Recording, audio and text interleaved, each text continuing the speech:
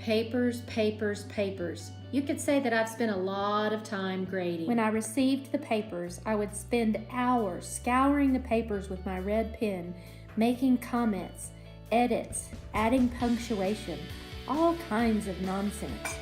Only to notice whenever the students received their papers, they would take a cursory glance at the grade and throw the paper in the trash.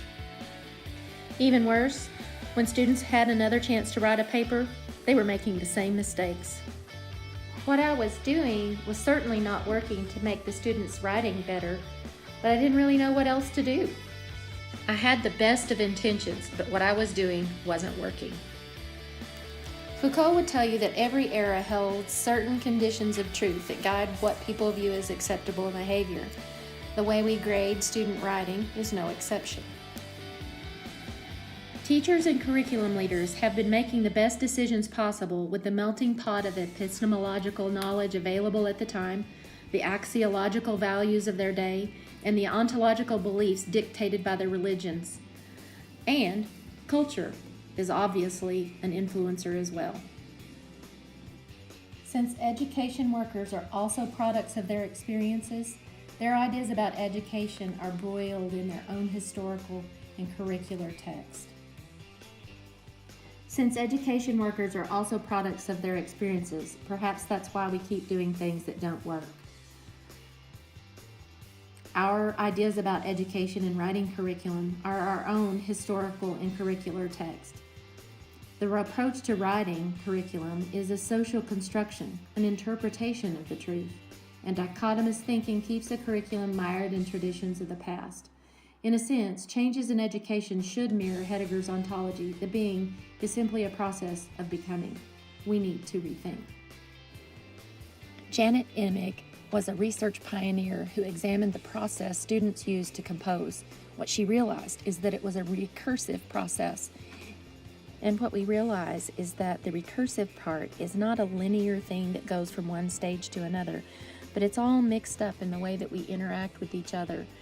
Kind of a cognitive apprenticeship where the teacher and the student and other peers are working together to compose and make meaningful messages. In the cognitive theory of writing supported by people like Imig, Graves, Shaughnessy, Flower, and Hayes, as well as Dewey, we realize the influence of culture and society must also be considered as a factor in the instructional decisions. Schema determines much of how writers approach and complete writing tasks. Cognitive factors are a significant factor in the composing processes. The writer is often encouraged to think about the needs of the writer, almost an out-of-body experience for some, impossible for novices who are struggling with the physical, cognitive, emotional, mechanical, and structural elements of composition. Rosenblatt realized that the text and the reader work together to create almost a third entity, a transaction between both the reader and the text. The teacher's approach to the reader, the stance they select to give feedback, must also incorporate the pragmatic realities of goal-directed learning. If writing is a series of problems to be solved by the author, the cognitive demands are directly tied to what the writer is trying to accomplish and cannot be ignored in pedagogical approaches. The writer's purposes and goals involve complicated considerations that give insight to the instructional responses of the teacher. The writer needs to make purposeful decisions about to whom he's writing, the components required for the genre or assignment. Furthermore, the effective writer plans for how the text will impact the reader and structures the text to support the reader's understanding of the text itself. When teachers listen to students in teacher conferences for these elements, the teacher can make this thinking explicit and visible through feedback and questioning. The teacher can refocus the student back to their purposes and goals for writing. This allows the students to see the writing from above, to examine the writing from another perspective.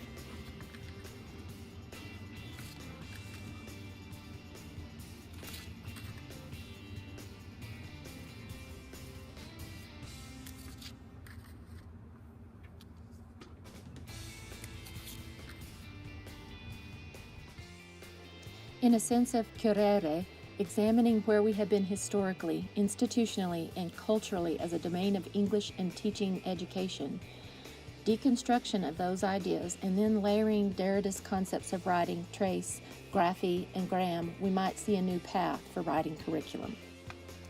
Early theories in literacy viewed the mind as a muscle to be exercised through repetitive recitation. The emphasis on memory, reason, will, and perseverance led to a curriculum that could be described as a set of skills, organized from easy to hard. The teacher sought to ask the right questions at the right time. The student strove to identify the important ideas and provide the right answers. If teachers in the English classroom in this current age maintain this same view of curriculum, perhaps the disconnect can be explained by Derrida's idea that writing is more complicated than simply transcribing speech, more than parroting back correct answers. This covers the first step by reversing the power, writing trumps speech.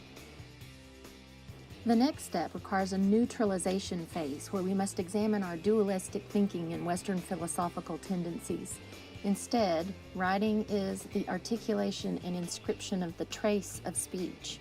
What students are writing uses elements of speech, combining them with the graph, the gestural, visual, pictorial, musical, or verbal, before they ever become a gram, a letter, and finally coalesce into the grapheme, the formal written text. The problem lies in that there is no origin of what is the right thing to say or way to organize this thinking from the as easy to the difficult. If what a person must do in their thinking as they compose involves no origin, no beginning or center, then it is no wonder that writing curriculum and instruction and composition itself is so elusive.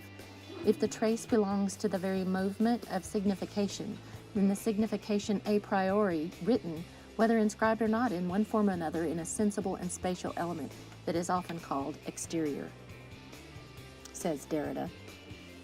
Perhaps the implications here mean that we need to return to the recursive nature of the composing process itself.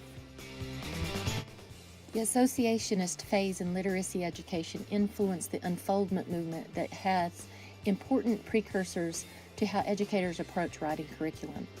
To the associationist, knowledge is derived from experiences, customs, habits, frequency of presentation, and the examination of similarity and opposition.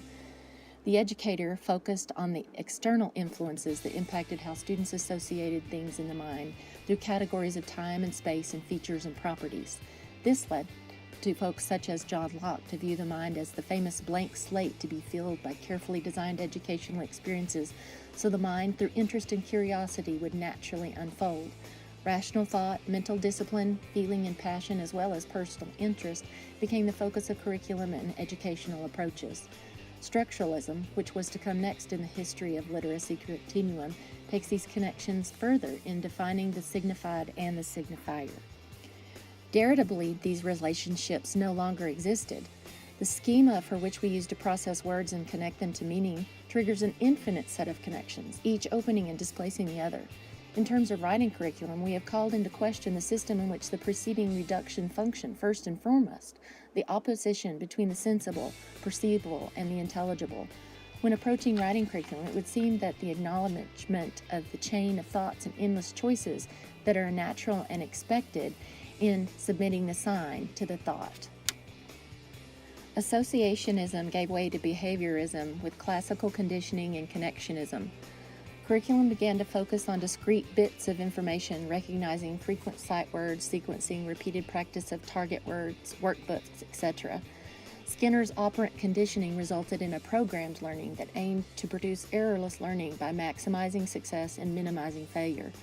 Behavioral objectives were identified in the curriculum target, while shaping gross approximations of behavior were reinforced until the behavior reached conventionality. And chaining, sequencing of small individual conditioned acts until they resulted in a complex skill, were vehicles for implementing the curriculum goals. Perhaps this pre-masticated, pre-digested curriculum food is unpalatable and unproductive for a complex act such as writing. Perhaps trying to break down something as complex as language into the formulaic steps is never going to work. Deconstruction, like writing instruction and curriculum, requires an unending analysis. In that analysis, situated in the current time and context, we come to explicit decisions that fit where we happen to be and what we happen to be doing or writing. Perhaps that continual re-seeing will keep instruction away from becoming stagnant and holding on to past paradigms, leading us to new solutions about the undecidables in writing curriculum. There will never be a time when meaning is complete or finished.